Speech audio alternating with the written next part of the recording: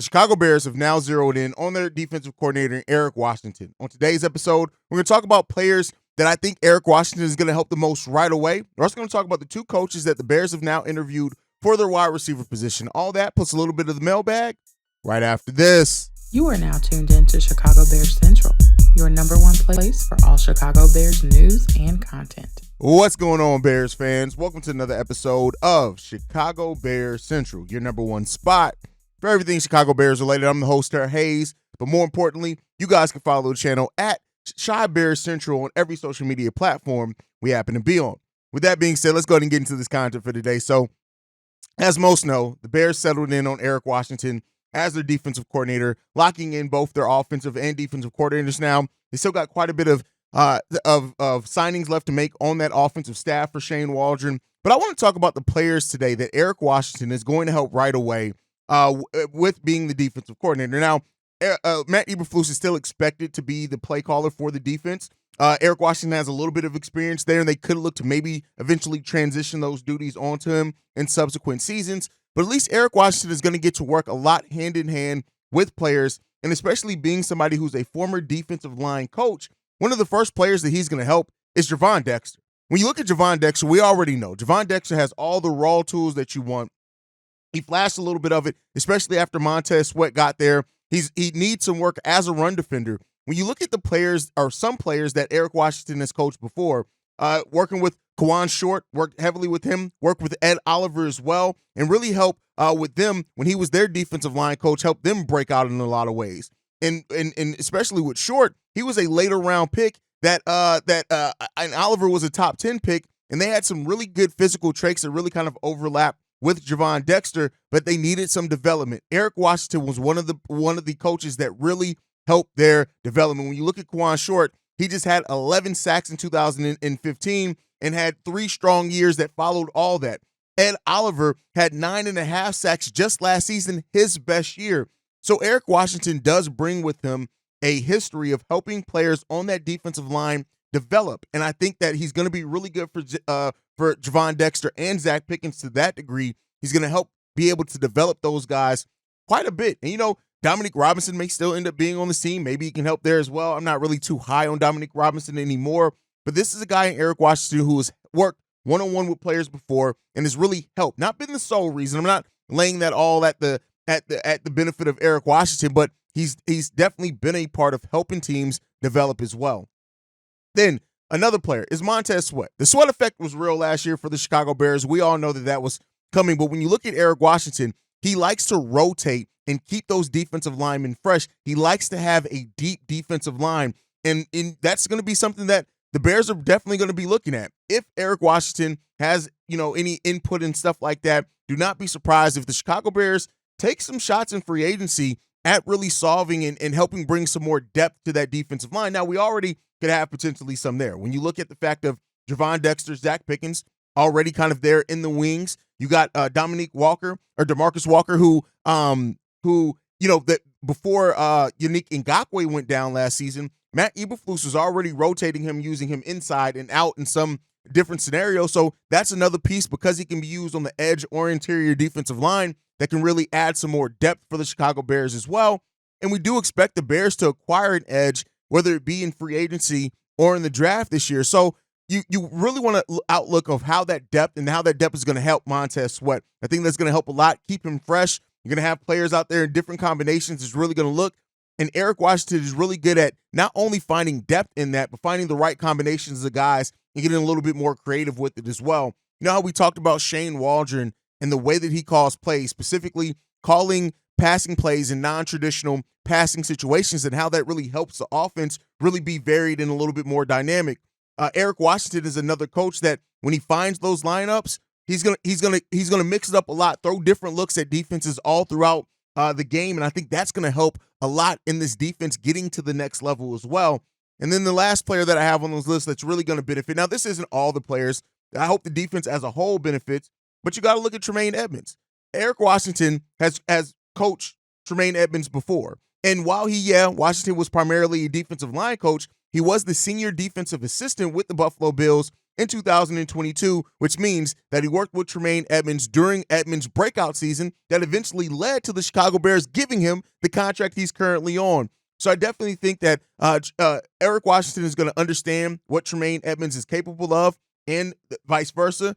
Edmunds is going to be really comfortable in knowing kind of what Eric Washington's sensibilities are as a coach, and he could help, kind of bring that along for the other players as well, being a leader and being that middle linebacker for the Chicago Bears also. So really good kind of synergy there, something kind of overlooked at times that I think is really going to help. And so this Eric Washington hire overall, I think is really going to help the Bears a lot. And when you look at it and like what he brings, he has a similar background already to Matt Eberflus, right? Coming up, coaching the defensive line, moving around, being an assistant overall in that defense as well. That really kind of coincides with what Eberflus did when he started off with the linebackers and things like that.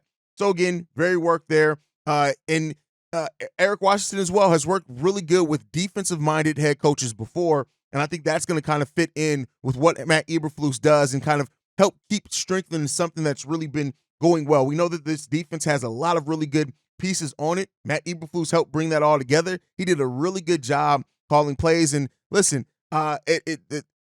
because of what Eric Washington is going to be able to focus on with Matt Eberflus calling plays, I think it's really going to help a lot with the Chicago Bears as well. So look out in that one. And then listen, Eric Washington is just people respect him, and I think that that's going to be a big thing. We already know the respect for a lot of these players hold for Matt Eberflus. Eric Washington is another well-respected player, and so I think that he's going to grow and develop under Eberflus as well. Somebody who hasn't called a lot of plays, I do think that he's going to learn under Flus. They have a similar style as well, kind of with that. So I think this is going to be a really good hire for the Chicago Bears overall. I don't want to overblow it before we can really see what it looks like on the field and how the players respond to it. But the Bears got a good one in Eric Washington. Now, the Bears hope to get another good one in their wide receiver coach. They interviewed two coaches over the offseason. The first one, Ike Hillard. Hilliard or Hillard, I think it's just Hillard, the wide receivers coach. This is a guy he's a former wide receiver for the New York Giants and Tampa Bay Buccaneers. He has 14 years of coaching experience, and he's done some collegiate coaching as well. Like he's coached 10 at the collegiate level. So when you look at it, he's been the wide receivers coach with the Miami Dolphins in 2011, wide receivers coach with Washington in 2012. Then he came back for 2014 through 19. He was with the Buffalo Bills in 2013 and with the Pittsburgh Steelers in 2020-21. And he recently was the the wide receiver coach and co-offensive coordinator at Auburn. This guy, again, has a lot of history, moving all over the place, has coached a lot of different positions, and that's important as well. And he's worked with Waldron before also. He worked with Waldron when he was the wide receivers coach, and Waldron was the offensive quality control coach in 2016. So there's that synergy there. We know that Waldron's looking for people that he's familiar with to kind of help that learning curve.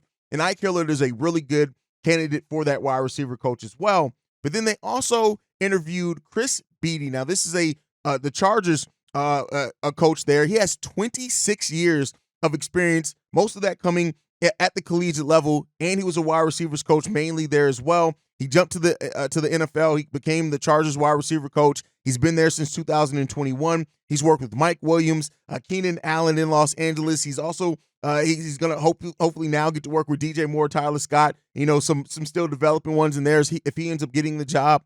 But the Bears are really going after people who are coaches who have been vets, who've coached at high levels before, who've gone and done it in a lot of different areas. So that's really what they're looking for. I know I talked a lot about how important the QB coach was in developing either Justin Fields or Caleb Williams, whoever we end up bringing in.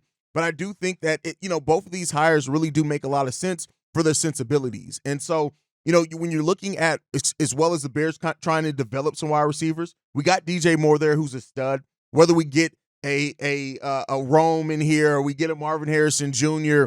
or Neighbors or anybody like that, he's going to be keenly important in that, and then bringing it all together.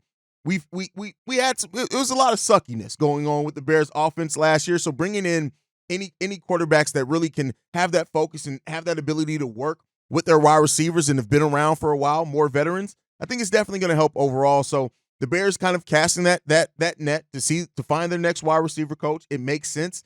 And the Bears, they still got a lot of work to do with their coaching staff. They got to fill out that offensive side of the ball. a lot more.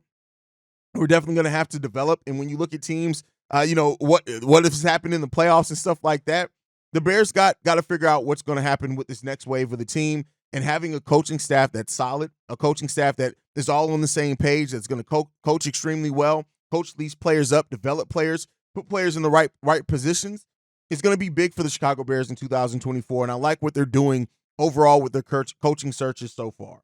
But all right, with that said, I also want to dive into the mailbag, because the mailbag never stops now since the Bears offseason started. This one's from Gucci. What's up, my boys? It's your boy Gucci from over east. Been meaning to call in for a while now. Shout out to the Cognac boys, my boy Drip.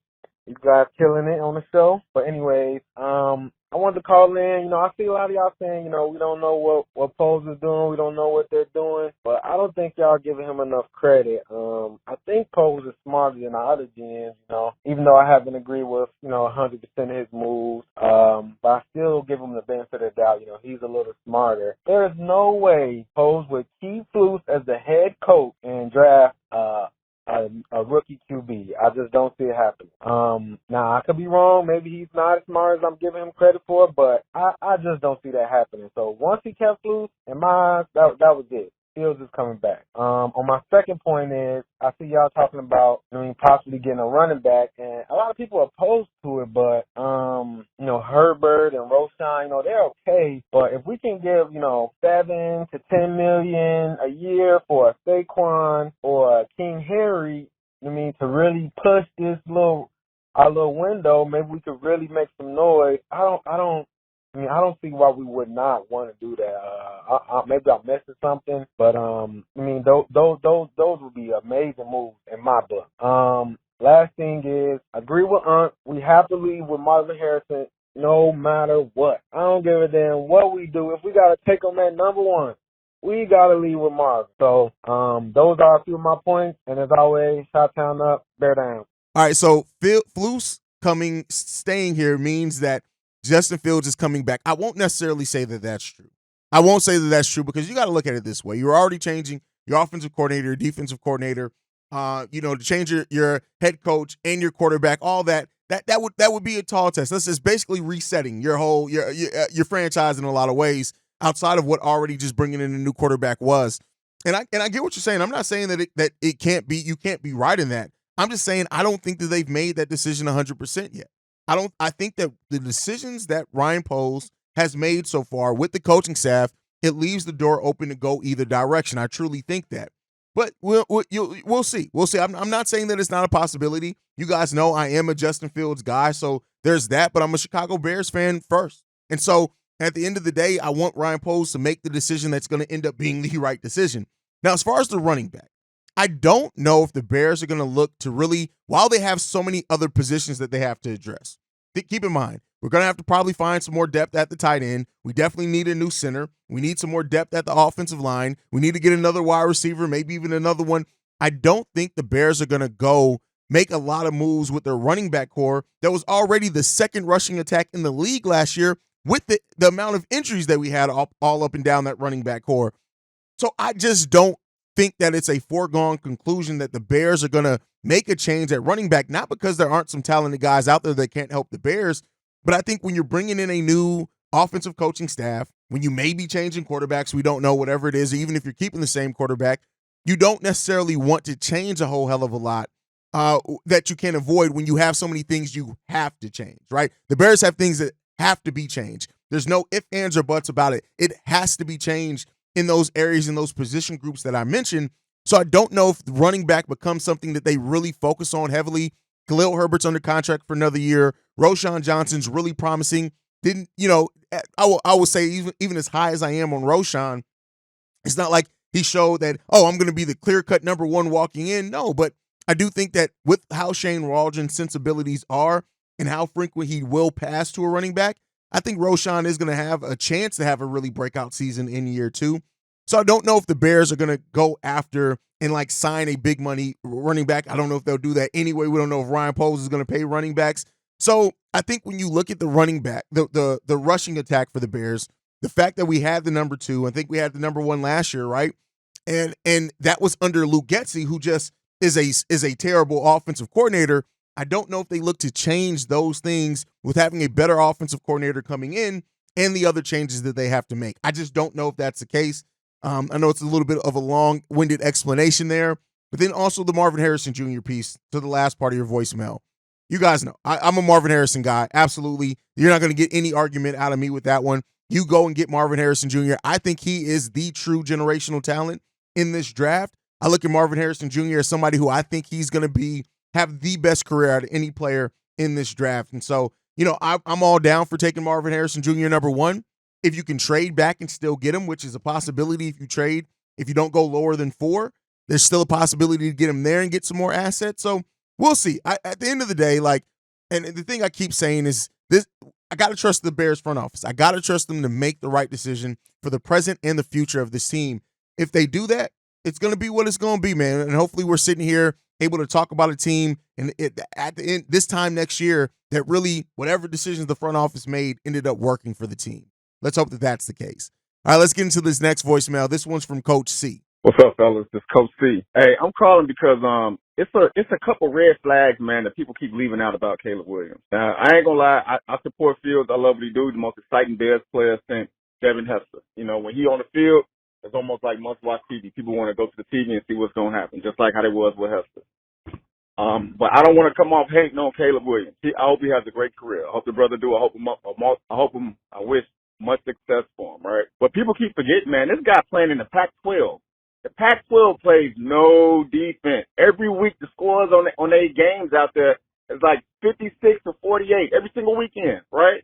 He seems out here play no defense. Receivers running wide open. He should be able to hit open receivers, right? Utah came over to the Pac-12 from the Mountain West, I believe that's what the conference was, and they were able to compete immediately. Why? Because they play defense. They play defense in the Pac-12 as the only team. And what did Caleb Williams do versus Utah?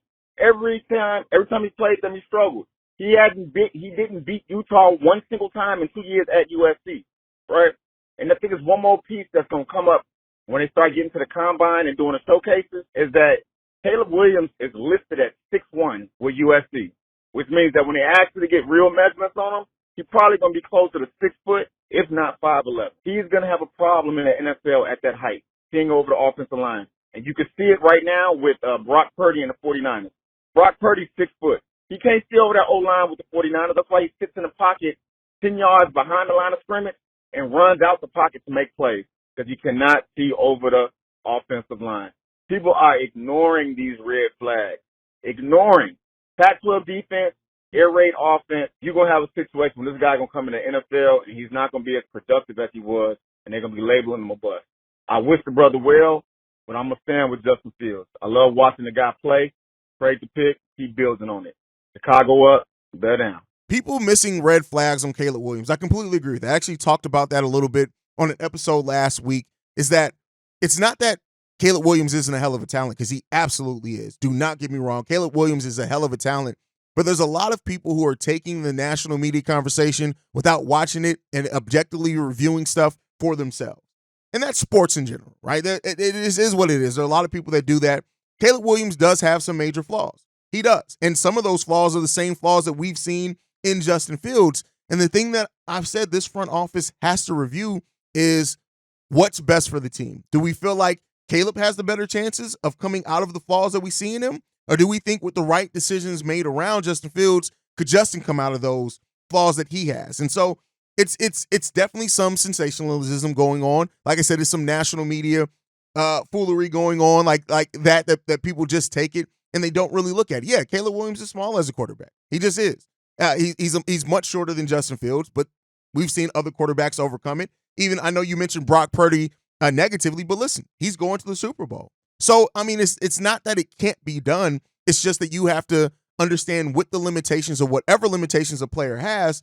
Do you feel that they have enough of that raw talent to overcome what those limitations are? No player is going to be perfect. Justin damn sure isn't perfect. Caleb is not going to be perfect. He's not going to be some all-world savior that some people are making him out to be, but that doesn't mean he's not going to be a damn good quarterback at the NFL level and shine and all and shock and win a lot of games and play big moments.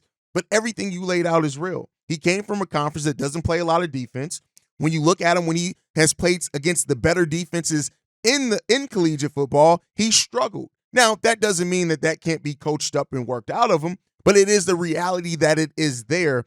And that's the thing that Ryan Poles and Kevin Warren have to review. That's why I say things like, I don't think that they've made a decision yet.